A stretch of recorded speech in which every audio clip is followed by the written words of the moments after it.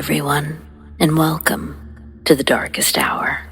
I'm your host, Amanda Jane. As the years roll by, change becomes an inescapable companion, and with it, the tides of what we anticipate and what we fear ebb and flow.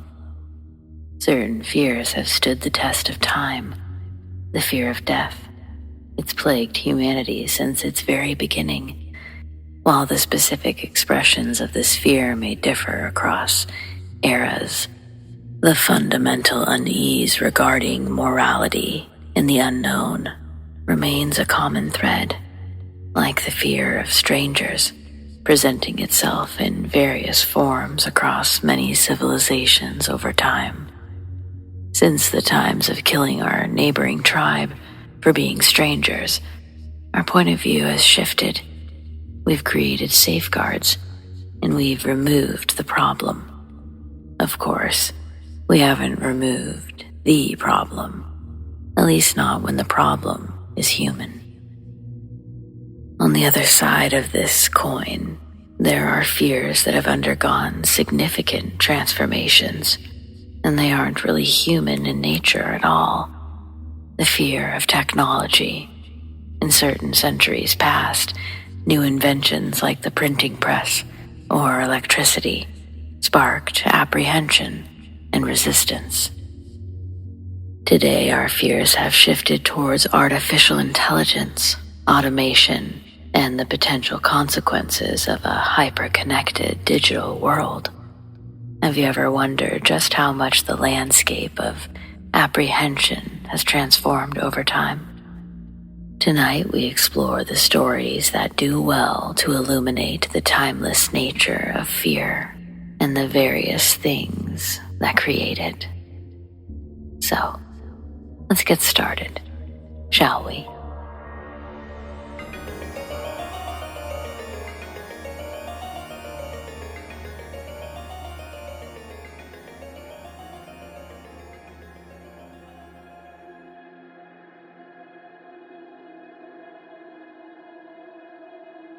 Greetings from Ohio. I'm a 31-year-old female who enjoyed late-night drives in the early 2000s. I rode around in the middle of nowhere places listening to my favorite music. It was relaxing, until I ended up in a shady part of some random backwoods town. I stopped at a red light and almost jumped out of my skin when someone began lightly tapping on my window. I don't know where he came from, but there was suddenly a man pointing a gun at me. He screamed for me to get out, that he was taking the car. I reacted out of pure instinct and floored it. There were at least 3 shots, maybe 4, I don't know. The first one went through the middle of my right forearm. I reflexively flung myself over the steering wheel and drove to the nearest hospital. The police said that there was also a bullet hole through the driver's headrest. Had I not leaned forward after being hit by the first shot, I'd be dead.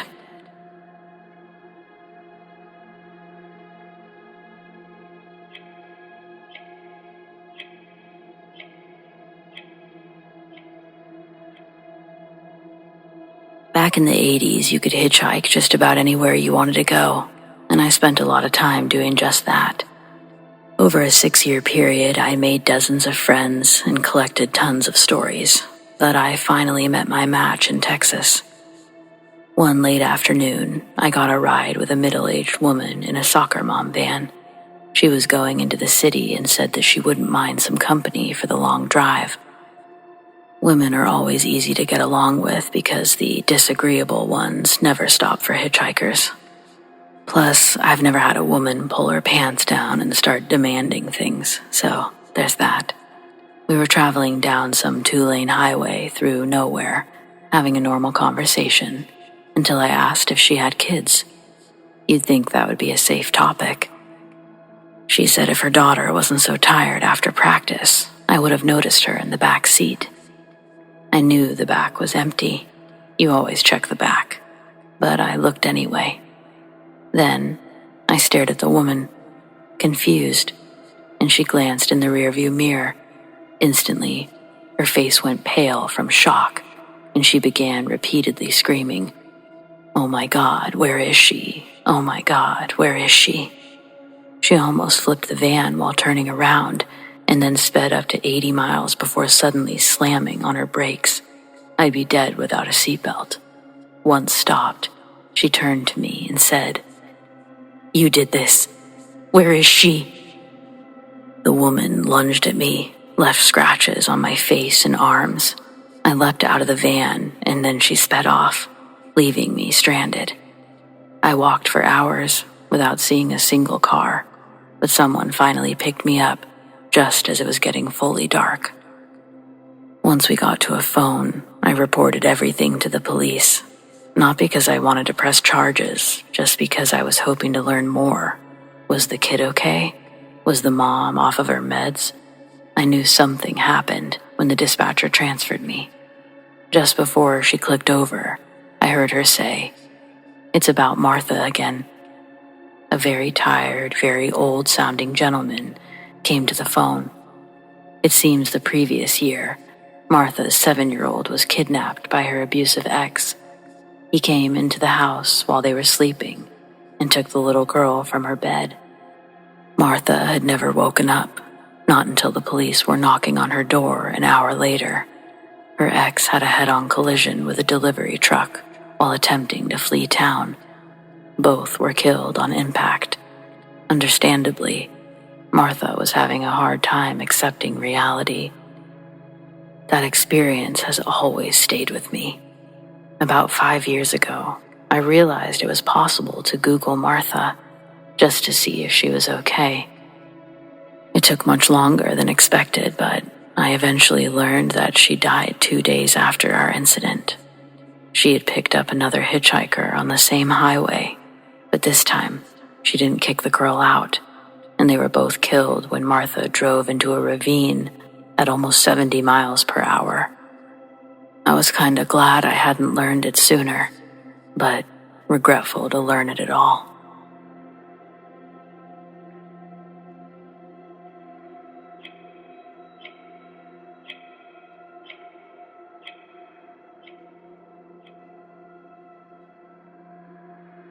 I was married to an alcoholic who was abusive when drinking and a pussycat all other times.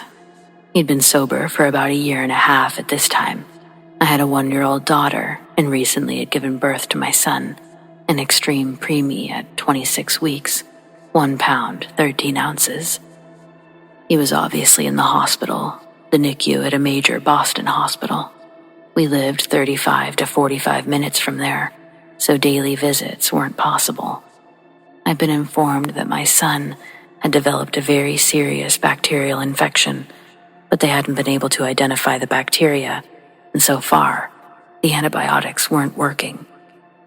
I was told that his chances of making it were not good. I felt so helpless. I couldn't get in there to see him for another day, so I just hoped that he would hang on until then. My husband was working 2 jobs, so it left just me and our little 1-year-old. My little one went down for a nap. I knew that she'd be asleep for a couple of hours, so I decided to see what was in the attic of the double-decker we were renting. There was an old stairwell ladder hooked on the ceiling just outside of the apartment, so I brought it down and went up there. There wasn't much, a couple of old lamps, some broken furniture, and a huge chimney. When I went around the chimney, there was a tiny room with the name Richard spelled out in rope across the top of the entry. I went in and found a few children's chairs, a table, some toys, a record player, and a box with various things in it. There was a small, flat, blue box.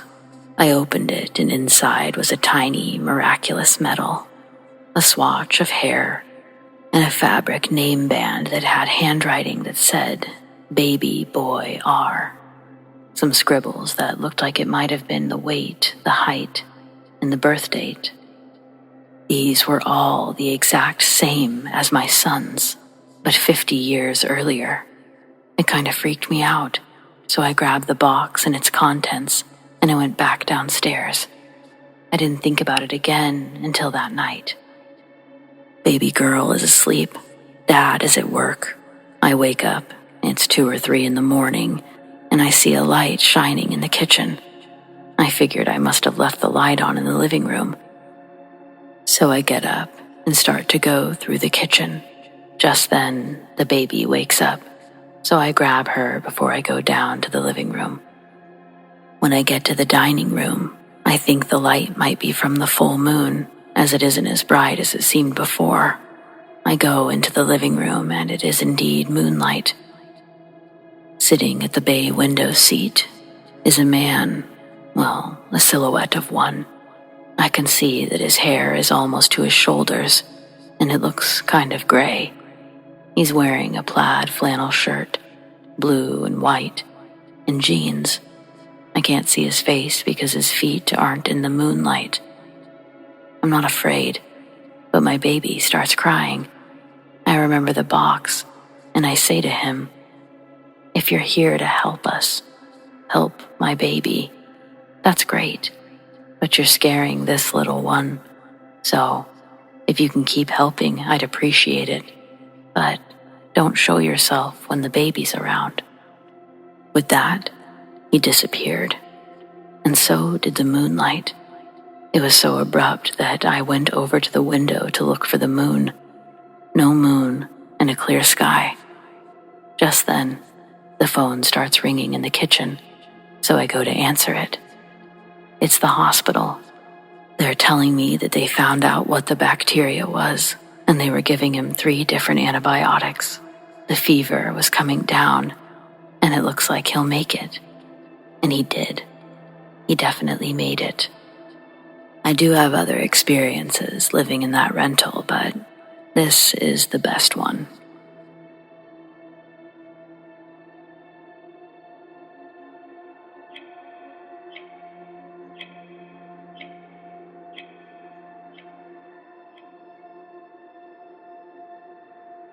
I used to hitchhike all the time back in my hippie days.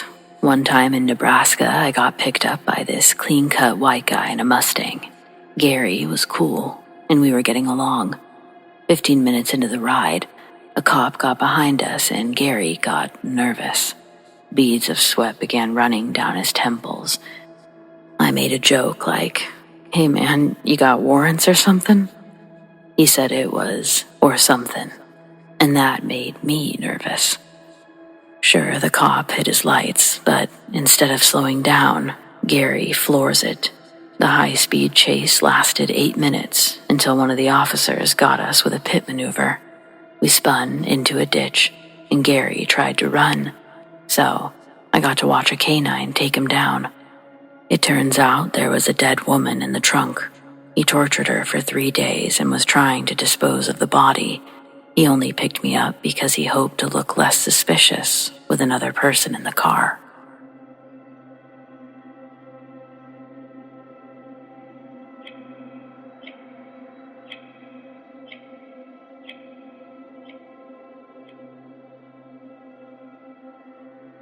I live about an hour outside of Boston, and there used to be an old factory building near my house.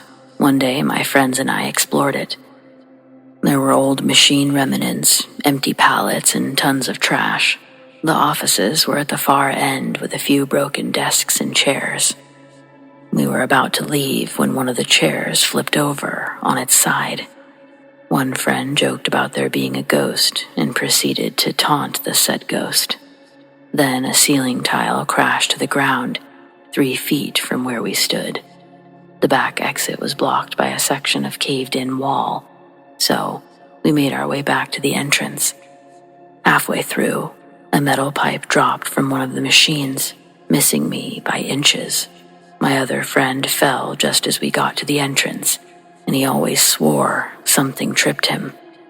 The factory was demolished 3 years later after another kid broke his leg and got stuck inside overnight. Hate to think about what he might have saw spending all that time there.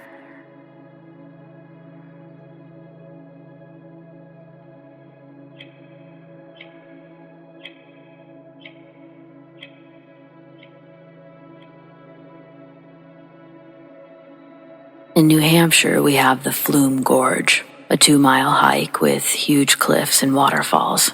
I'm a photographer, and in 2002, I got a new camera that I was dying to test on the falls. I had a late start, one of the tires blew on the way, and I got a speeding ticket. It was so late that I should have just tried again the next day, but I wanted those fancy sunset pictures. Much of the trail has stairs and walkways, but I went where I shouldn't have and put my foot into a hole because I couldn't see the ground. I plummeted down one of the thankfully smaller waterfalls, all for a unique angle, an angle I'm still paying for today, and I didn't even get the damn shot. I bounced off several rocks and landed in the freezing water below. My right arm and leg were unquestionably broken. My leg was twisted in a way that made me vomit. I somehow managed to get my body onto dry land, and that's when I noticed the broken ribs and the numbness in my hip. But I couldn't move at all afterwards.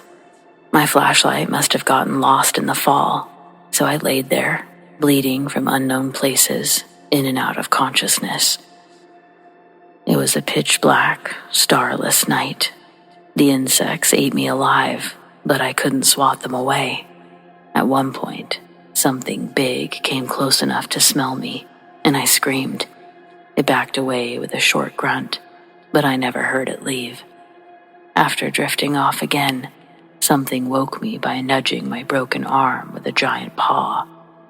The tips of its sharp claws raked my skin, and I screamed so loud I thought that I would wake the world. Again, there was that same grunt in a short retreat, but it stopped somewhere close by. I occasionally heard it creep closer, only to back away again when I yelled. I deeply feared what it would do while I slept. There was too much pain to keep myself awake.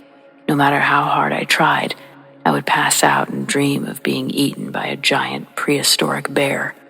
Then I'd wake up screaming. I must have repeated that cycle at least 10 times before the rangers found me in the morning. I wept when I saw them. I worried that they were another dream, but once the rescue team started moving me, I knew that it was the awake kind of pain. They airlifted me to a hospital where I stayed for 4 weeks, got tons of metal placed into my body, all for a picture.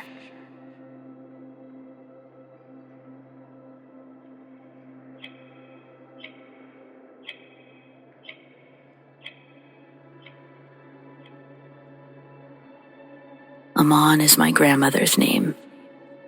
She immigrated to the United States from Mozambique during their civil war. She was a teenager when she made the move.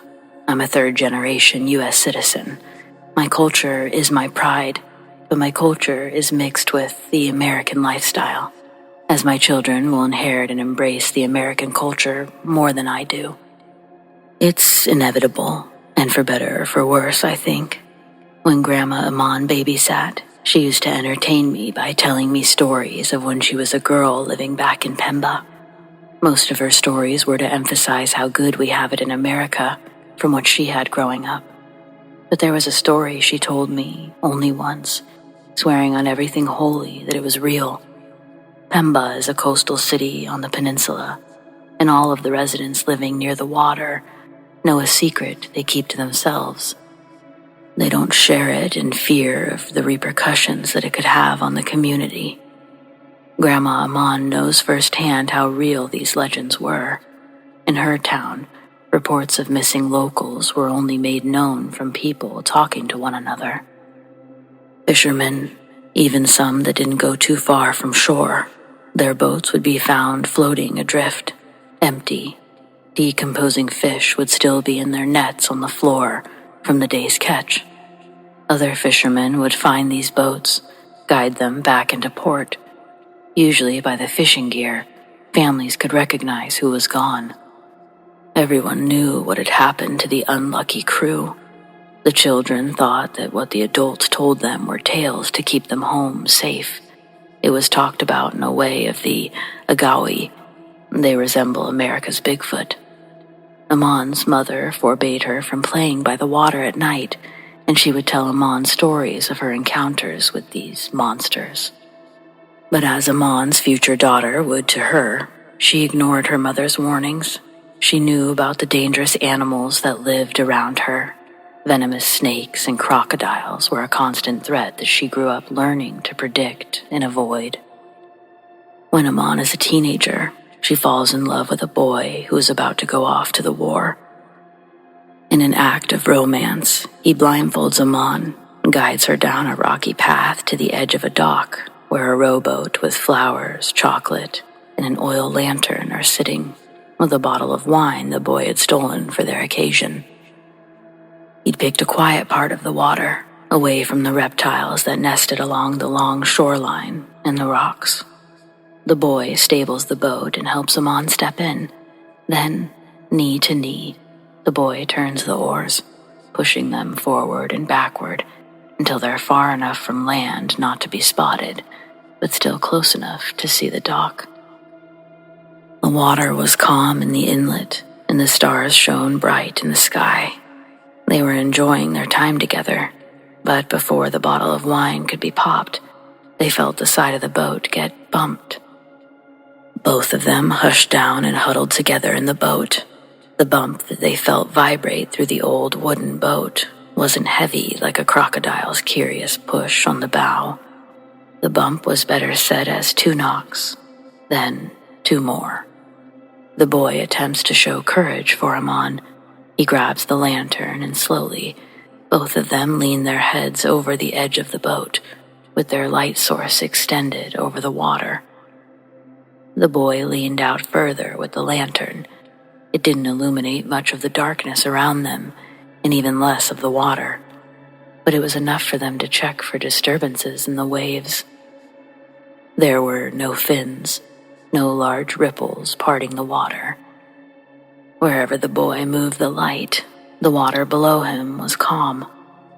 Amon is also following the lit areas with her eyes, but something tells her to look straight down. Just under the surface of the water, closest to the boat, pressed against the side of the boat looking up at her, are 2 pairs of eyes that reflected the lantern's light, like small white crystal balls in the water. They quickly retreated as the lantern grew closer. But in that brief moment that their eyes met, Amon gasped and pulled the boy back into the boat, just as one of the creatures ascended towards them. There was a big splash that sent water spraying into the boat. Not only did it drench the 2 teenagers, but it extinguished the lantern, as well as spilling it over, leaking oil all over the boat. The moon was their only source of light now. The boy scrambled for one of the oars to use as a weapon. They sat close together in the dark and listened to the creature swim around the boat. Neither of them knew exactly what it was. Did they just see one big creature with 4 glowing eyes, or 2 separate creatures? Soon, the water got quiet again. Amon and the boy whisper about what they should do next, hoping whatever was messing with their boat had gotten bored and moved on. They decided to put the oars back into the water and attempt to make it back to the docks. As both of them move back to their seats, the knocking starts again from under the boat. This time, it's a consistent pounding coming from multiple parts of the boat. The boy begins to furiously row against the waves, leaning into each pull with all of his might, trying to get their little boat to move faster. With a violent jerk, one of the oars is torn from the boy's hand. He's almost pulled overboard with it, but manages to let go just before losing his balance. With only 1 oar left to work with, he begins switching from left to right, trying to keep the boat straight, but moving much slower than before. There's nothing Amon can do besides watch the boy as he exhausts himself, fighting the waves. She can feel her feet start sliding forward and realizes that the weight's being shifted to the back of the boat, and the side that she's on is now slowly lifting out of the water. Then it dropped back into the water with a big splash. If Amon's hands had slipped off the seat that she was holding onto, she would have been sent overboard when the boat was released. The boy gets tossed onto the floor of the boat, hitting his head. He chose to hold on to the oar instead of bracing. For a moment, he's knocked completely unconscious, lying at Aman's feet. She leans down to check on him, but the eruption of more water makes her look back up into the back of the boat. Water was cascading in all directions as two human-like arms reach up and into the boat. They were covered in black scales that glistened in the light of the moon. The hands were long and webbed like bat wings. The creature slowly began pulling itself up, climbing over the stern of the boat, or at least attempting to. Its likeness to a human was only by the shape of its upper body. Its features were vastly different. The long waves atop of its head resembled the legs of jellyfish. Its crystal ball eyes were large and very far apart on the creature's face. The front structure of their face, it pushed out like a boomerang, and their mouth opened to reveal rows of sharp teeth. As the monster attempted to pull itself into the boat further, its lower half was exposed, resembling that of an eel. Its eyes and teeth were clearly visible against the night sky, and Aman watched as its hands gripped onto the wooden bench across from her. She then watched the creature look down at the boy. The mouth opened wide, its grin from each side of its face. And then the jaw moved further and further down, widening to grotesque proportions. Out of a panic, Aman screams at the creature, but its attention stays looking down at the boy. The creature attempts to grip the boat further, only its horrific webbed hands seem to be struggling. Aman watches the creature's hands slip from the boat with each grasp. With the boy still passed out, Aman takes the opportunity to grab the second oar. Then, from one end of the boat, she swats at the lantern on the floor, attempting to spread the oil even further, hoping to make it too slippery. The creature uses one of its hands to grab the oar, and that's when Aman realizes that she has to let go of it. But suddenly, she's in control. The oar is released, sending Aman backward onto the boy, where she managed to keep hold of the oar. The water is suddenly loud and filled with a familiar thrashing. Looking out into the water, Aman can see that the creature is now struggling. Something even larger has its grip on the creature, and just before it's dragged under the water, there's an ear-splitting screech, some more thrashing, and then silence. The original threat, the ultimate predator of these very waters, the one that Aman had been taught to fear, had surely just saved her life. Never, in her wildest dreams, did she ever think she'd be so overjoyed to see a giant crocodile. Still absolutely horrified by whatever had just tried to make them their next meal, but deeply grateful to the giant. Shortly after, the boy regained consciousness, but was completely unaware of what had just happened. Aman didn't want to explain, for fear the boy wouldn't believe her, but also, she was in hysterics by then. So, the boy gently grabbed the oar from her and furiously began paddling back towards the dock. Aside from a giant knot on the boy's head, he was otherwise unscathed. Still, Aman couldn't believe the chances. She couldn't believe the whole thing had just in fact happened to her. One moment she was sure her date was about to die, be killed by something unthinkable, and now, on their way safely to shore.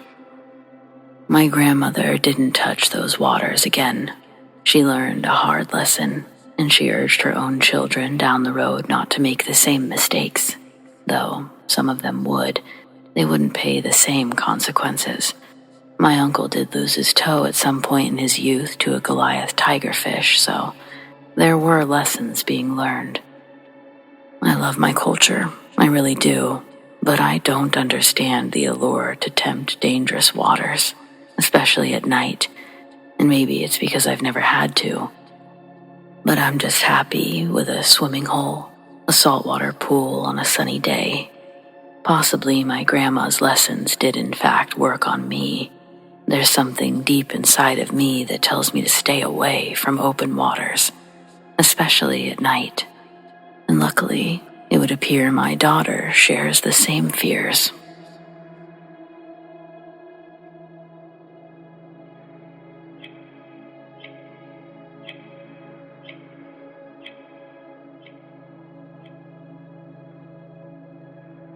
I had a restraining order placed against my first husband after we divorced. His threats made me afraid for my life, and I was terrified he'd return someday to kill me. Robbie was a bad man. His Christian attitude was a mask to hide his toxic behavior. Only at home would he feel comfortable extending his full wrath if I were to displease him. Months went by and I thought my nightmare was over and I could start moving on. My friends that didn't have him blocked on social media told me that he moved out of state. A year would go by with no contact. I began to let my guard down, thinking he'd moved on from me. Unfortunately, I was wrong. Even after I'd sold the house and moved, he still managed to find me. The house I purchased from the sale was a smaller house on larger property. Living by myself, I had no use for extra rooms that I'd rarely use, but I did enjoy having no neighbors. I was able to purchase all of it for less than what my house sold for. I was able to furnish everything exactly how I liked, and I even had a little put in my savings. The first week living there full-time, I tried to ignore the jitters new surroundings can present. The settling of an unfamiliar house, it took some getting used to. But the more I unpacked, the more it felt like home. It took longer than expected to get the last box fully sorted. I spent the first few months using them as tables. Moving always gives perspective to what items you thought necessary to survive day to day. It became more of an aesthetic task since I wasn't expecting visitors. It was the 4th of July and I was working at a bank. A male coworker asked me out to watch fireworks, and I decided to try my hand at being friends with another human. I wasn't looking for anything romantic, and I let it be known. He was respectful, and I enjoyed getting out to see the fireworks. The city council hosts a big show in the middle of town every year to celebrate the 4th of July and New Year's. I was really enjoying my new life. When he drives me home and we pull down my driveway, I notice a light in my attic is on. From what I remembered, the lights were off. I've only been up there a handful of times to put boxes away, but I surely would have noticed the octagon window glowing above the front door sooner. I didn't let my coworker know how uneasy I was feeling when he dropped me off. I didn't want to invite him inside and ask for his help in any way. When I got out, he didn't get out to walk me to the door. We said our goodbyes in the car and he backed out right after I shut his door. My porch light was off, another light I could have sworn I knew the positioning of. When I left that afternoon, I mindfully turned it on, knowing I'd be coming home late. I fumble to get my keys in the door. When I get it open, I flip the switch to the porch light, and it blinks on again. So it didn't burn out. Turning around to face the living room, I can also see down my hallway that leads to the bedroom and bathroom. The hallway is also where the entrance to the attic is, via a pull-down ladder. Not being a dumb lady, I have a conceal and carry permit, and regularly practiced my shot. It was a good hobby for a single woman to pick up living on her own. After checking my immediate surroundings, I made a sprint to the bedroom to get the pistol. Then I went from room to room, checking to see if anything was out of place, but everything was as I'd left it earlier that day. Turning my attention toward the attic, I yanked down the trap door, but the ladder didn't fall down. It felt like it was stuck. It took 3 good pulls before the door released, sliding the ladder down with such speed that it chipped the wood floor beneath it. Before I make the slow climb up the ladder, I point my gun at the lit opening and wait to see if anyone pops their head out. I had my finger on the trigger. I was prepared to shoot anything that moved, including an unlucky raccoon. I didn't care. Anything that moved was going straight to God. I climb the wooden ladder and poke my head inside the attic. There's no one up there, but what I do see still puts me on high alert. All the boxes I'd stored up there had been knocked down. All that was inside now laid in piles on the ground of the attic. A raccoon could have definitely gotten in there and done this. I reason this with myself, looking at the mess as more frustrating than scary. I fully pull myself up into the attic to see if anything's been damaged before turning off the light. Giving the piles a close inspection, I tried to ignore the fact that it looked like the boxes were tipped completely upside down, not just pushed over. Old pictures of Robbie and I scattered on the ground. Halloween costumes and holiday decorations looked like they'd been thrown around the attic. The space is a big open area. It would have been easy to see if anyone was hiding up there, because there's nothing to hide behind. When I climb back down the ladder, I can reach the cord for the light, and I tug it off before stepping down the rungs. The ladder reclines back up, and just as the trapdoor seals off the attic, I hear loud, stomping footsteps above me. I'm now officially completely scared, even with a gun in my hand. I called the police and waited outside until they could do a more thorough job checking the house. They didn't find anyone. I told them about my restraining order, but all they could do was have me call back if anything else happened. That night, I slept with the phone in one hand and my gun in the other, but the rest of the night was quiet. The morning, however, I woke up to the smell of cigarette smoke. It was the strongest when I walked into the kitchen. I don't smoke. Haven't smelled a smell like that since I stopped living with Robbie. Once more, I retrieve my gun and walk from room to room, checking every inch of the house. All the doors and windows were still locked tight, and again, nothing was out of place. I called in sick to work that day, paranoid that Robbie had found me and he was going to kill me. I spent most of the morning looking out my window at the far, narrow exit of my property. I called my friend and asked her if Robbie's been on social media lately. I explained what's going on, and while we're on the phone together, she uses an account that he hasn't blocked her on. She starts by going, on the phone, and I start asking what? Terrified that she found a recent post like, off to kill my ex or something like that, but what she tells me leaves me equally as speechless. Holy shit, she says. Robbie died last week. There's a whole bunch of comments on his page saying, "We'll miss you, can't believe this happened, rest in peace," but none of them explain how he died. More research led to an obituary. It was true. Robbie was really gone. After we hung up, something came over me, and I was struck with such strong emotions. I just stood in my kitchen and cried. I knew it was him. Robbie had visited me to say goodbye, and even in death, he tried to scare me. He's never visited since. I'm sure he's in hell now. In a strange way, I like to think I got a sense of closure from it. The feeling of being terrified, unconfident, uncertain. It was the same way I felt all those years we were together. But this reminded me that now I'm a stronger person than who I was.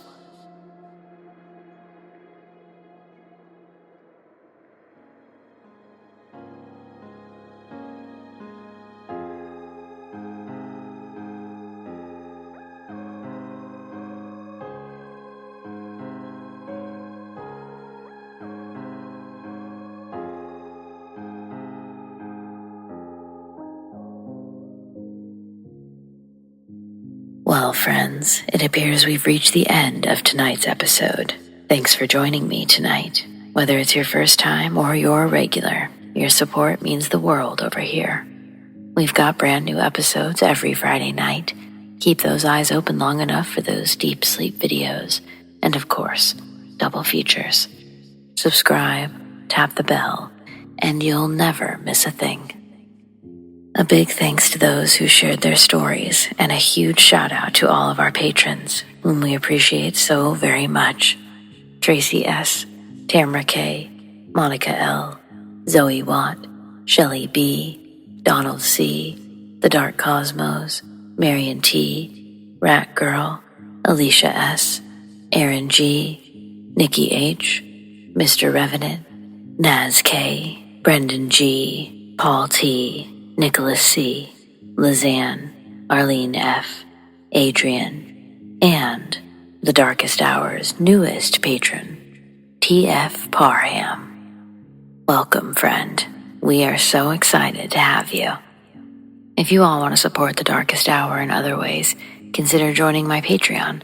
Check out patreon.com/thedarkesthour, or click the link in the description to learn more. Do you have stories like these? I'd love to share them. Send them to me, amandadarkesthour@gmail.com, or on the Darkest Hour subreddit, The Darkest Hour YT. Stay spooky.